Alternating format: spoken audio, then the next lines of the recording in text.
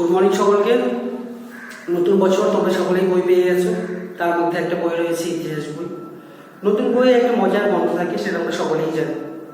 এবার এই নতুন বছর আবার একটা ইতিহাস বই, নতুন একটা বই, এবার এই বইটাও পড়তে হবে। এবার ইতিহাস নিয়ে আমাদের খুব ভয় থাকে, তো সেই ভয়টাকে আমরা দূর করার চেষ্টা করি। তো নতুন বই আমাদের কি মনে হয় যে ইতিহাস অনেক নাম, অনেক সাল, এই সমস্ত মনে রাখতে হয়। রাজাদের সেই বড় বড় নাম থাকে, সেইগুলো আমাদের মনে রাখতে হয়, সেগুলো একটু চাপ হয়। তো এবার আমরা চেষ্টা করব, তোমাদের এই বছরে যে বইটা রয়েছে সেটা একটুখানি চেষ্টা করা হয়েছে যে তোমরা কি করে মজার ছলে আনন্দ করতে করতে সে বইটা পড়তে পারো।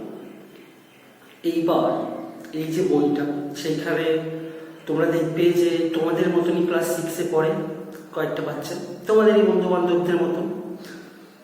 ক্লাস 6-এর পরিবেশ বইয়ে তোমরা রবি দাদুর কথা পড়েছো, রবির কথা তোমরা চেনো, রবিকে জানো। তো সেই রবি এবং তার বন্ধু বান্ধবরা কীভাবে গল্পের মধ্যে দিয়ে ইতিহাসটাকে পড়ছে, সেটা আমরা আজকে গল্পের মাধ্যমে শোনার চেষ্টা করব। এইবার একটা কথা হচ্ছে, যে কোনো বই আমরা যদি জানার আনন্দ নিয়ে পড়ি, সেই বইটা পড়ার পেছনে যদি আমাদের একটা ইচ্ছে থাকে যে হ্যাঁ নতুন কিছু জানতে পারবো, নতুন কিছু শিখতে পারবো, সেই আনন্দ নিয়ে আমরা যদি পড়ি, বা সেই বইটার মধ্যে যদি অনেক মজার ছবি থাকে, সেই কথাগুলো যদি গল্পের মতন করে বলা হয়, তাহলে আমাদের কিন্তু পড়তে খুব মজা লাগে। কারণ গল্প পড়তে আমরা কম বেশি সবাই ভালোবাসি। এবার ইতিহাস কথার একটা মানে হচ্ছে পুরনো দিনের কথা। ইতিহাস কথা একটা মানে পুরনো দিনের কথা। ইতিহাসের একটা মানে হচ্ছে পুরনো দিনের কথা। এবার পুরনো দিনের কথা শুনতে আমরা সবাই ভালোবাসি। তো এই বছর আমরা চেষ্টা করবো যে কীভাবে আমরা এই ইতিহাসের কথা, ইতিহাস ও পুরনো দিনের কথাই বলে, সেই কথাগুলো আমরা কীভাবে মজার ছলে করতে পারি সেটা আমরা চেষ্টা করি। এবার প্রথমেই যেটা বললাম যে রবির কথা, রবি তার দাদু এবং তার কয়েকজন বন্ধু বান্ধবদের ওরা ক্লাসে কীভাবে পড়ছে সেই গল্পটাই আমি আজকে তোমাদেরকে শোনাবো। তো তার আগে রবির যে বন্ধু বান্ধব, তাদের কয়েকজন বন্ধু বান্ধবের নাম আমরা জেনে নিই। তো রবির একজন বন্ধু পৃথা, আর একজন বন্ধু পলাশ, এদের আর একজন বন্ধু ছিল অরুণ, এদের আর একজন বন্ধু ছিল তন্ময়। তো এরা কিভাবে মজা করে নিজেদের ক্লাসে ইতিহাস পড়ছে সেটাই আমরা আজকে জানবো। তো একদিন এই নতুন বছর নতুন বই পেয়ে সবাই একদিন রবি দাদুর কাছে গেছেন, রবি দাদুর সাথে দেখা করতে। রবি দাদু তাদেরকে বাড়িতে ডেকেছেন। এইবার বয়স্ক লোকেরা তোমরা জানো গল্প শোনাতে বেশি ভালোবাসেন, আমরাও গল্প শুনতে বেশি ভালোবাসি। বাড়িতে দাদু বা ঠাকুমা থাকলে আমরা বলি গল্প শোনাও। তো রবি দাদু তাদেরকে একটা গল্প বলছেন, রবি এবং তাদের বন্ধু। এবার গল্পের মাঝখানে দাদু হঠাৎ উঠে গিয়ে তিনি তিনটে জিনিস নিয়ে এলেন। কী কী নিয়ে এলেন আমরা দেখি। এই হচ্ছে একদম প্রথমে তোমরা দেখতে পাচ্ছ পাথরের শিলনোড়া, তারপর দেখতে পাচ্ছ লোহার হামানদিস্তা, তারপরে রয়েছে মিক্সচার মেশিন। তোমরা সকলেই দেখেছো নিজেদের রান্নাঘরে এই জিনিসগুলো। পলাশ বলে একটা বন্ধু ছিল এদের। তো পলাশ জিজ্ঞেস করলো এটা কি, মেশিনটাকে দেখে। তখন দাদু বললেন যে এটা হচ্ছে বিদ্যুতে চলে। বিদ্যুৎ অর্থাৎ ইলেকট্রিসিটি, যেটাকে আমরা অনেক জায়গায় অনেকে কারেন্ট বলে, যে কারেন্ট চলে গেল, টিভি চলছে না, বা অনেকে লাইটও বলে। যাই হোক, তো এটা হচ্ছে বিদ্যুৎ। তো বিদ্যুতে চলে এবং এটা দিয়ে মশলাপাতি বাটা যায়। দাদু এই কথা বললেন। এবার রিয়া বলে আরেকজন বন্ধু ছিল এদের। তো রিয়া তখন জিজ্ঞেস করলো এটা তো আমি আগে কখনো দেখিনি। তখন দাদু বললেন যে আমিও ছোটবেলায় দেখিনি, আমরা ওই শিলনোড়া দেখেছি, হামানদিস্তা দেখেছি, এবং আমাদের সময় ওই পাথরেরও হামানদিস্তা পাওয়া যেত। তো এই গোটা কথা দাদু বললেন। এইবার তোমরা আশা করি সবাই পাথরের শিলনোড়া দেখেছো, রান্নাঘরে থাকে সবারই কম বেশি। লোহার হামানদিস্তাও তোমরা রান্নাঘরে দেখবে, ছোট্ট হামানদিস্তা থাকে। পাথরের হামানদিস্তা এখনও ব্যবহার করা হয়, সেটাতেও মশলাপাতি বাটা যায়। বা বাড়িতে যদি বয়স্ক কেউ থেকে থাকেন, যিনি অনেক বয়স হয়ে গেছে, যিনি পান খান, তো সুপারিগুলোকে থেতো করার জন্য সেই হামানদিস্তা ব্যবহার করা হয়। মিক্সচার মেশিন তোমরা আশা করি সবাই দেখেছো, যে এখানে ওই মশলাপাতি বাটা হয়, যেটা বিদ্যুতে চলে। ছবিগুলো তোমাদেরকে আমি দেখাচ্ছি। এবার এই তিনটে জিনিস নিয়ে এইবার সেদিনের গল্প চুকে গেছে। এবার তারপরের দিন সবাই স্কুলে গেছে। এইবার স্কুলে সেদিন পড়ানো হচ্ছিল ধাতুর কথা। স্কুলে সেদিন কি পড়ানো হচ্ছিল? ধাতুর কথা, রবিদের স্কুলে। বন্ধু বান্ধব ওরা সবাই 6এই পড়ে, তো ওদের ইতিহাসের ক্লাসে ধাতুর কথা পড়ানো হচ্ছিল। এবার ওদের সালাম বলে একজন বন্ধু ছিল, তো সালাম তখন দিদিমণিকে জিজ্ঞেস করলো বলতে এই যে গল্প রবি দাদুর বাড়িতে ওরা যে গল্প করেছিল সেই গল্পগুলোর কথাই দিদিমণিকে বললো। এই পাথরের শিলনোড়া, লোহার হামানদিস্তা বা মিক্সার মেশিন যেটা বিদ্যুতে চলে। তখন দিদিমণি ওদেরকে কি বললেন যে 3টে ছবি আঁকতে বললেন, তো তোমরা এই 3টে ছবি আঁক নিজেদের খাতে। তারপর আমাকে কমেন্টের মাধ্যমে ছবি তুলে আমাকে কমেন্ট করে ফেসবুকে সেন্ড করতে পারো বা হোয়াটসঅ্যাপে সেন্ড করতে পারো। এবার দিদিমণি তাদেরকে ছবি আঁকতে বললেন। এবার পৃথা বলে ওদের একটা বন্ধু ছিল, তোমরা সকলেই জানো, আমরা বন্ধুদের নামের মধ্যে লিখেছিলাম পৃথার কথা। তো পৃথা গিয়ে বোর্ডে সুন্দর করে পাথরের শিলনোড়া, তারপর লোহার হামানদিস্তা আর মিক্সচার মেশিন এই 3টে ছবি আঁকলো। এইবার দিদিমণি ওদেরকে জিজ্ঞেস করলো যে এই 3টের মধ্যে কোনটার ব্যবহার মানুষ আগে শিখেছে। এইবার ওদের এক বন্ধু ছিল তন্ময়। এবার তন্ময় তখন উত্তর দিল যে মানুষ প্রথমে লোহার যে পাথরের যে শিলনোড়া সেটার ব্যবহার মানুষ আগে শিখেছে। তন্ময় বলে যে বন্ধুটা ছিল সে বলল যে শিলনোড়ার ব্যবহার মানুষ সবার আগে শিখেছে, পাথরের শিল যেটা আমরা রান্না করে দেখতে পাই, শিল্পাটাও বলে থাকি আমরা। এইবার সে বললো কারণটাও বললো যে কেন, কারণ মানুষ প্রথমে পাথরের ব্যবহার জানতো, সেই জন্য পাথরের শিলনোড়ার ব্যবহার মানুষ আগে শিখেছে। এইবার দিদিমণি বললেন তারপরে কোনটার ব্যবহার এসছে। তখন ওদের একজন বন্ধু সে বলল যে লোহার হামানদিস্তা ব্যবহার আগে এসেছে। সালাম করে যে বন্ধুটা ছিল সেই বলল যে এরপর মানুষ লোহার হামানদিস্তার ব্যবহার শিখেছে। কেন, কারণ পাথরের পরে মানুষ ধাতুর ব্যবহার শিখেছে। এইবার তারপর পৃথা যে ছবিগুলো এঁকেছে সে বলল যে এরপরে একদম সবার শেষে মানুষ শিখেছে যে মিক্সচার মেশিন, সেটা কেন, কারণ সেটা বিদ্যুতে চলে, আর বিদ্যুতের ব্যবহার মানুষ তারও পরে শিখেছে। অর্থাৎ আগে পাথরের ব্যবহার, তারপরে ধাতুর ব্যবহার, লোহা একটা ধাতু, এবং তারপরে হচ্ছে বিদ্যুতের ব্যবহার, অর্থাৎ মিক্সচার মেশিন তার পরে এসছে। তখন এসব শুনে, ওদের উত্তর শুনে দিদিমণি বললেন হ্যাঁ তোমরা সবাই ঠিক বলেছ, এবং ইতিহাসের যে প্রথম ধাপ দেখবে তোমরা এখন 3 নম্বর পৃষ্ঠাতে রয়েছে বলতে যদি তোমরা বলো, যে পৃষ্ঠাটা দেখতে পাচ্ছ সেটা 2 নম্বর পৃষ্ঠা, তারপরের পৃষ্ঠাটা হচ্ছে 3 নম্বর পৃষ্ঠা। এবার এখানে মধ্যশিক্ষা পর্ষদের কাছে আমার একটা বিশেষ অনুরোধ যে প্রত্যেক পৃষ্ঠাগুলোতে কি হয় যে পেজ নম্বরগুলো থাকে, তো অনুগ্রহ করে আপনারা যদি সেই পেজ নম্বরগুলো প্রত্যেক পৃষ্ঠার ক্ষেত্রে একটুখানি কষ্ট করে মেনশন করে দেন, তাহলে ছাত্রছাত্রীদের শেখার ক্ষেত্রে সেটা আরও সুবিধা হবে বলে আমার মনে হয়। যাই হোক, তো এবার 3 নম্বর পৃষ্ঠা তোমরা যদি দেখো তো সেখানে হচ্ছে দেখতে পাবে প্রথমেই লেখা রয়েছে কবে, কেন, কিভাবে আর হচ্ছে কোথায়। আমরা ধাপে ধাপে আসছি। এবার দিদিমণি বললেন যে এটাই হচ্ছে প্রথম ধাপ ইতিহাসে। আমাদের ইতিহাস জানতে হলে আমাদের প্রথমে যেটা জানতে হবে যে কোনটা আগে আর কোনটা হচ্ছে পরে, কোনটা আগে এসছে আর কোনটা হচ্ছে পরে এসছে। যেরকম আমরা 3টে জিনিস দেখলাম, শিলনোড়া, লোহার হামানদিস্তা আর হচ্ছে মিক্সচার মেশিন। এবার ওরা সবাই একে একে বললো যে কোনটা আগে কেন। তো প্রশ্ন করতে হবে যে কোনটা কবে, সেই প্রশ্নটা আমাদেরকে প্রথমেই করতে হবে ইতিহাসের ক্ষেত্রে, কোনটা কবে এলো। এবার কবের সঙ্গে সঙ্গে দিদিমণি তারপর বললেন যে তোমরা তার পরের ধাপটার উত্তরও দিয়েছো। তার পরের ধাপটা হচ্ছে কেন, কারণটাই। ইতিহাসের পরের ধাপ হচ্ছে কেন। এই যে ওরা বললো যে মানুষ প্রথমে যে পাথরের শিলনোড়া সেটার ব্যবহার শিখেছে, কেন শিখেছে সেটাও তারা বললো যে মানুষ প্রথমে ধাতুর ব্যবহার জানতো না, পাথরের ব্যবহার জানতো, এই জন্য পাথরের শিলনোড়াটার ব্যবহার আগে শিখেছে। তো ইতিহাসের পরের ধাপটা হচ্ছে কেন। প্রথম প্রশ্নটা হচ্ছে কবে, তারপরের ধাপটা হচ্ছে কেন, কোনটা আগে এসেছে কোনটা পরে এসেছে, অর্থাৎ কবে এসেছে, আর তারপরে হচ্ছে কেন। কোনটা যদি আগে হয় তাহলে কেন আগে, যদি পরে হয় তাহলে কেন পরে। এরপর অরুণ বলে একজন বন্ধু ছিল এদের, অরুণ জিজ্ঞেস করলো দিদিমণি এর পরের ধাপটা কি। তখন দিদিমণি তিনি বললেন যে এর পরের ধাপটা হচ্ছে কিভাবে। ইতিহাসের পরের ধাপটা হচ্ছে কিভাবে।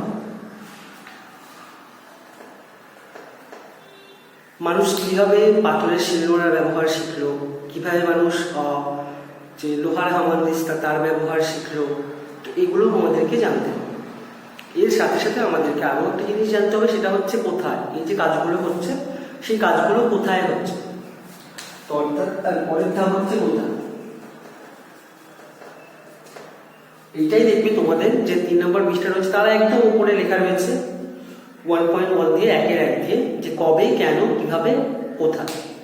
তো দিদিমণি সেদিন গল্পে তাদেরকে ইতিহাসের এই ধাপগুলো সম্পর্কে বলে দেবে। তো প্রথমে জানতে হবে যে কবে এসছে, কোনটা আগে কোনটা পরে, তারপরে হচ্ছে কেন, কারণটা কি, যদি আগে হয় কেন এসছে, যদি পরে আসছে তাহলে কেন আসছে, তারপরে হচ্ছে কিভাবে মানুষ কিভাবে পাথরের শিলনোড়ার ব্যবহার শিখছে, কিভাবে ধাতু হামানদিস্তার ব্যবহার শিখছে অর্থাৎ লোহার হামানদিস্তা, আর হচ্ছে কোথায় এই কাজগুলো কোথায় হচ্ছে। কারণ একই জায়গায়, ধরো একটা জায়গায় একটা সময়ে কিছু মানুষ একরকম কাজ করছে, অন্য জায়গায় হয়তো একই সময়ে অন্য কিছু মানুষ তারা অন্যরকম কাজ করছে। তো এটাও আমাদেরকে জানতে হবে যে কোথায় হচ্ছে এই কাজগুলো, সেটাও আমাদেরকে জানতে হবে। কারণ সব জায়গায় সব মানুষ একই সময়ে এক ধরনের কাজ করছে না। কেউ হয়তো সন্ধ্যাবেলা পড়তে বসছে, কেউ হয়তো টিভি দেখছে, কেউ হয়তো লিখছে, কেউ হয়তো পড়ছে। তো এরকম, তো সেটাও ইতিহাসের ক্ষেত্রেও প্রযোজ্য যে কোথায় হচ্ছে সেটাও আমাদেরকে জানতে হবে। এরপরে তোমরা যদি পৃষ্ঠাটা উল্টাও তাহলে তোমরা 4 নম্বর পৃষ্ঠায় চলে আসবে। এই 4 নম্বর পৃষ্ঠাতে দেখো একদম বাঁ দিকে রয়েছে একটা ছোট্ট টুকরো কথা, টুকরো কথা বলে লেখা রয়েছে। সেখানে টুকরো কথার যে শীর্ষকটা রয়েছে সেটা হচ্ছে নদীমাতৃক সভ্যতা।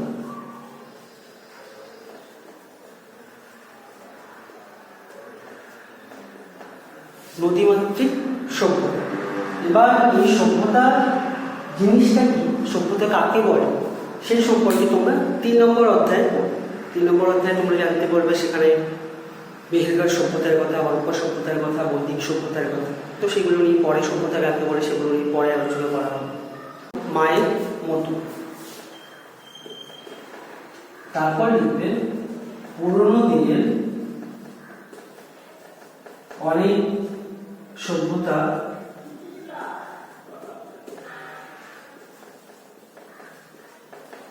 নদীকে ঘিরে গড়ে উঠেছে। এই সভ্যতার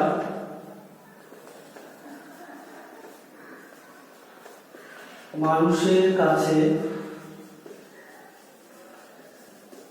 নদী ছিল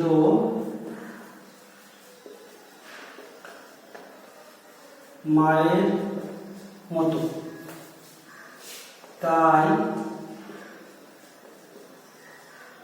সেগুলিকে নদীমাতৃক সভ্যতা বলা হয়। যদি জিজ্ঞেস করে নদীমাতৃক সভ্যতা কাকে বলে বা নদীমাতৃক সভ্যতা সম্পর্কে কি জানি, তো এটা লিখবে। এরপরে সেই 4 নম্বর পৃষ্ঠাটা একদম উপরে দেখো, সেখানে অনেক দিন আগের কথা লেখা রয়েছে। মোটা করে দেখো, বড় করে লেখা রয়েছে অনেক দিন আগের কথা। এইবার এখানে ওদের এক বন্ধু শ্যামলের কথা আসবে। তো একদিন ইতিহাসের ক্লাসে তো শ্যামল ছিল। শ্যামল তাই একটা গল্পের বই পড়েছিল হয়তো কোথাও। তো সেইখানে সে পড়েছিল যে অনেক দিন আগে সেখানে জঙ্গল ছিল না, একটা সুন্দর বাড়ি ছিল। বা গল্পে তোমরাও যেরকম শোনো যে অনেক দিন আগে একটা বড় রাজ্য ছিল, সেখানে এক রাজা ছিল। তো এরকম, তো শ্যামল এরকম একটা গল্পের বই পড়ছে। এবার সে দিদিমণিকে জিজ্ঞেস করে ইতিহাসের ক্লাসে যে দিদিমণি অনেক দিন আগের কথা কিভাবে জানা যায়, আমরা কিভাবে অনেক দিন আগের কথা জানতে পারি। তখন দিদিমণি বললেন যে পুরনো দিনের কোনো ছবি বা পুরনো দিনের কোনো লেখা, এইসব থেকে আমরা পুরনো দিনের কথা জানতে পারি। বা বয়স্ক মানুষদের কাছ থেকে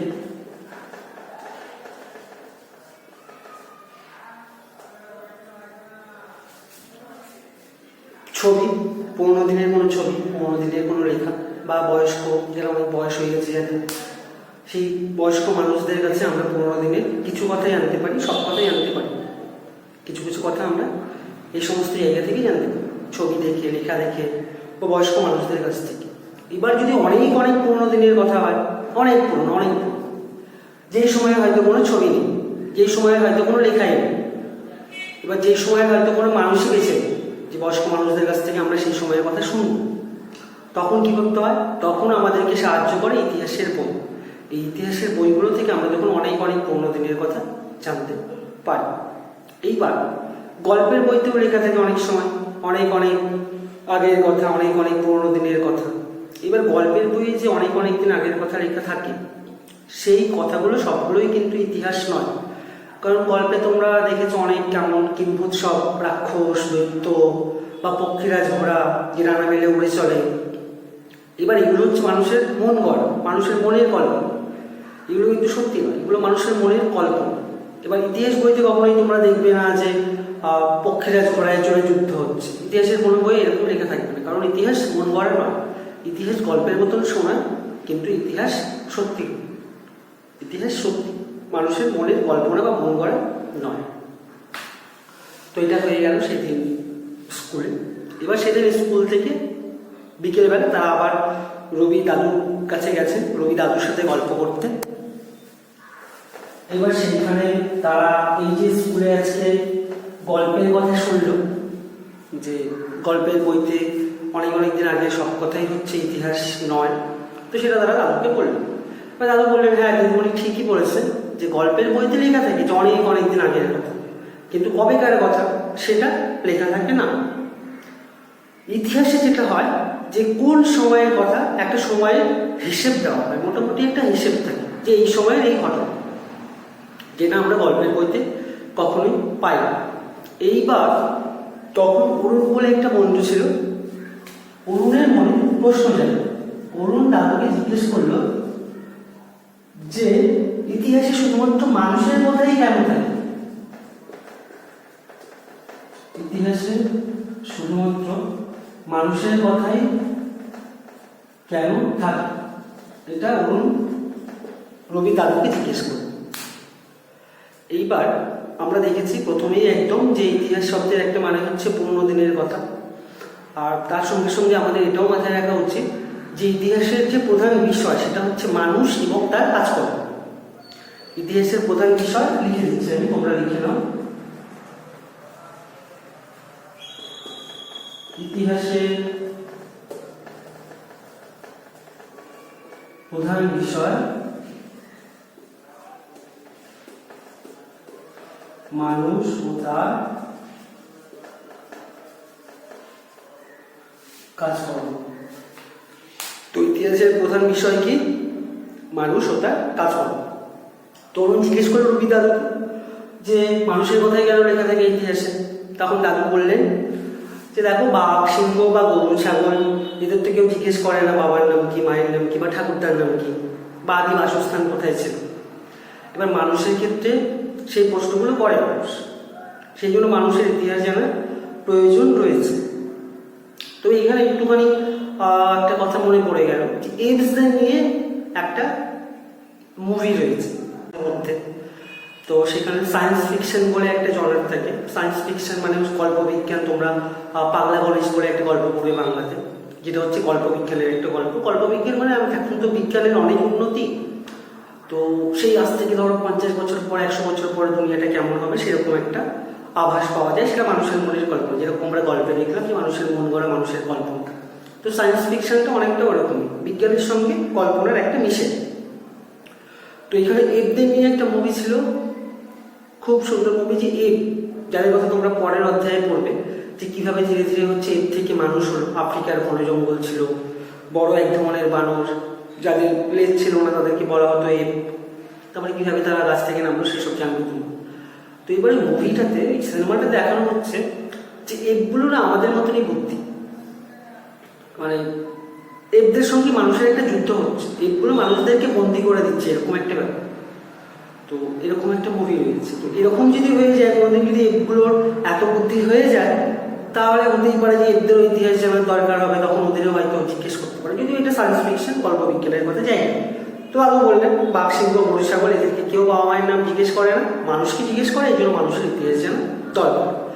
এইবার শুধুমাত্র মানুষের কথাই থাকে না ইতিহাসে মানুষের পাশাপাশি পরিবেশের কথাও থাকে, সেই পরিবেশের সঙ্গে মানুষ কীভাবে মানিয়ে চলছে সেই কথাও থাকে। এইবার তার সঙ্গে সঙ্গে যেরকম আমরা দেখলাম যে মানুষ ও তার কাজকর্ম, এটা হচ্ছে ইতিহাসের প্রধান বিষয়। তারপর মানুষের যে কাজকর্মগুলো সেইগুলোও ইতিহাসে জায়গা করে নেয়। যেমন মানুষ কীভাবে আগুন জ্বালাতে শিখলো, কীভাবে মানুষ রান্না করতে শিখছে, কীভাবে মানুষ পোশাক পরতে শিখলো, কীভাবে মানুষ ছবি আঁকতে শিখলো, লিখতে পড়তে শিখলো, বা কীভাবে রান্না করতে শিখলো, কীভাবে বাড়ি তৈরি করলো, কীভাবে গ্রাম শহর এইসব তৈরি করলো, কীভাবে নদীতে বাঁধ দিতে শিখলো, কীভাবে চাষবাস করতে শিখলো, বা একটা সময় গিয়ে কীভাবে তারা গান বাজনা শিখছে, কীভাবে তারা রকেট তৈরি করছে, এখন তো আমরা চাঁদে যাচ্ছি, মঙ্গলে যাচ্ছি। তো এই সমস্ত উন্নতি কীভাবে হচ্ছে। একটা সময় ছিল যে আগে মানুষ স্কুলে যেত না, এখন তোমাদের সবাইকে স্কুলে যেতে হচ্ছে, অনেক মোটা মোটা বই পড়তে হচ্ছে, অনেক মোটা মোটা অঙ্ক করতে হচ্ছে, কম্পিউটারের মধ্যে কাজ করতে হচ্ছে। তো এত সব যে উন্নতি হচ্ছে, তো এগুলো কবে হচ্ছে, কেন হচ্ছে, কিভাবে হচ্ছে এবং কোথায় হচ্ছে, এটাই হচ্ছে ইতিহাসের প্রথম ধাপ। তো আশা করি তোমরা সকলে বুঝতে পেরেছো কি কি প্রশ্ন উত্তর এখান থেকে ছোট্ট বাড়ির কাজ দেওয়া থাকবে, কয়েকটা ছোট্ট বাড়ির কাজ, কয়েকটা প্রশ্নের উত্তরগুলো আমি দিয়েই দিচ্ছি সঙ্গে, তোমরা সবাই খাতায় লিখবে। তো আজকের এই ক্লাসে আমরা যে জিনিসগুলো মনে রাখার চেষ্টা করব সেগুলো হচ্ছে, দেখো প্রশ্ন উত্তরগুলো তোমরা খাতায় লিখে নেবে। কোন কোন প্রশ্ন উত্তর লিখবে, প্রশ্ন এবং উত্তর সবই দেওয়া আছে এখানে। দেখো, ইতিহাস শব্দের একটি মানে বলো। উত্তর হবে ইতিহাস শব্দের একটি মানে হলো পুরোনো দিনের কথা, তোমরা জানো সকলেই। 2 নম্বর প্রশ্ন হচ্ছে ইতিহাস বই কীভাবে আনন্দ করে পড়া যায়। উত্তর হচ্ছে আমরা যদি ইতিহাসকে গল্পের মতন পড়ি এবং বইটিতে যদি অনেক ছবি থাকে, আবার যদি অনেক মজার কথা থাকে, অনেক অজানা কথা পাওয়া যায় যেগুলো জানতে আমাদের ভালো লাগে, তাহলে ইতিহাস বই আনন্দ করে পড়া যায়। 3 নম্বরটা হচ্ছে মশলা বাটতে আমরা কী কী ব্যবহার করি। তোমরা সকলেই জানো পাথরের শিলনোড়া থাকে, যেটাকে শিলপাটাও বলে অনেকে, লোহার হামানদিস্তা, পাথরের হামানদিস্তা দেখবে ছোট্ট রান্নাঘরে কারো কারো বাড়িতে, এবং মিক্সচার মেশিন। এবার এই পাথরের শিলনোড়া, লোহার হামানদিস্তা ও মিক্সচার মেশিনের ছবি আঁকো। ছবিগুলো দেওয়া আছে, তোমরা সুন্দর করে এঁকে নেবে নিজেদের খাতায়, নিচে সুন্দর করে নাম লিখে নেবে। তারপর 5 নম্বর দেখো, মিক্সচার মেশিন কী কাজে লাগে। মিক্সচার মেশিন বিদ্যুতে চলে, এটা দিয়ে মশলাপাতি বাটা যায়। এরপরে 6 নম্বর প্রশ্ন লিখবে যে শিলনোড়া, লোহার হামানদিস্তা, মিক্সচার মেশিন এর মধ্যে কোনটির ব্যবহার মানুষ আগে শিখেছে। তো তোমরা সকলেই জানো যে মানুষ প্রথমে শিলনোড়ার ব্যবহার শিখেছে, তারপর হামানদিস্তার ব্যবহার, তারপর শিখেছে মিক্সচার মেশিনের ব্যবহার। কারণ মানুষ আগে পাথরের ব্যবহার জানতো, তারপরে মানুষ ধাতুর ব্যবহার শিখেছে, এবং তারপরে যেহেতু মিক্সচার মেশিনটা বিদ্যুতে চলে, বিদ্যুৎ অনেক পরে এসছে। এরপর 7 নম্বর প্রশ্ন লিখবে ইতিহাসের কথা কিভাবে জানা যায়। পুরনো দিনের অনেক লেখা পড়ে, ছবি দেখে, বা বয়স্ক মানুষদের কথা শুনে। আবার যদি খুব পুরনো হয় তাহলে সেগুলো গল্পের বইতেও আমরা দেখতে পাই কোনো কোনো সময়। ইতিহাস বই পড়ে জানতে পারি, কিন্তু গল্পের বইয়ে সব পুরনো দিনের কথাই কিন্তু ইতিহাস নয়, কারণ গল্পের মধ্যে মানুষের কল্পনাও মিশেল থাকে, কল্পনা জড়িয়ে থাকে। এরপর 8 নম্বর প্রশ্ন লিখবে যে ইতিহাস থেকে আমরা কী কী জানতে পারি। তোমরা সকলেই জানো ইতিহাসে বেশিরভাগ মানুষের কথা থাকে, তার সাথে সাথে পরিবেশের কথা, মানুষ কীভাবে সেই পরিবেশের সঙ্গে মানিয়ে চলেছে, পোশাক পরতে শিখলো, রান্না করতে শিখলো, আগুন জ্বালাতে শিখলো, নদীতে বাঁধ দিল, চাষবাস শুরু করলো, গান বাজনা শিখলো, এই সবই থাকে। এরপর নদীমাতৃক সভ্যতা কাকে বলে। তো প্রথমে লিখে নেবে মাতৃক মানে মায়ের মতো, তোমরা সকলেই জানো। পুরনো দিনের অনেক সভ্যতা নদীর উপরেই নির্ভর করে গড়ে উঠেছিল, সেই সভ্যতাগুলোর কাছে নদী মায়ের মতন ছিল, তাই সেগুলোকে নদীমাতৃক সভ্যতা বলা হয়। আর সেই সব সভ্যতার মানুষের কাছে নদী ছিল মায়ের মতো, আর নদীর গুরুত্ব ছিল সবথেকে বেশি। এরপর মাতৃক কথার অর্থ কী। তো মাতৃক কথার অর্থ তোমরা সকলেই জানো যে মাতৃক কথার মানে হচ্ছে মায়ের মতো। তো এই 10টা প্রশ্ন তোমরা খাতায় লিখবে, লিখে সুন্দর করে আমাকে হোয়াটসঅ্যাপে সেন্ড করতে পারো। স্ক্রিনশট নিয়ে নিবে খাতায় লেখার জন্য, যদি তাতেও অসুবিধা হয় তাহলে আমাকে হোয়াটসঅ্যাপে বলতে পারো, আমি তোমাদেরকে পাঠিয়ে দেবো প্রশ্নের উত্তরগুলো। এরপরে আমরা এর পরের দিন যে গল্পটা করব সেটা হচ্ছে ইতিহাস ও ভূগোল। ইতিহাসের সঙ্গে ভূগোলের কী সম্পর্ক, পরিবেশের কী সম্পর্ক সেইটা। এবং এই যে আমাদের দেশ ভারতবর্ষ, একটা সময় মানচিত্র অনেক বড় ছিল, এটাকে ভারতীয় উপমহাদেশও বলা হতো। তো এই ভারতীয় উপমহাদেশের ভূগোল কীরকম সে সম্পর্কে আমরা জানবো পরের দিনের গল্প, যে ওরা কীভাবে জানতে পারবে এইসব জিনিস। তো বাড়ির কাজগুলো অবশ্যই করবে, আর নদীটার নাম অবশ্যই কমেন্ট করুন, নদীটার নাম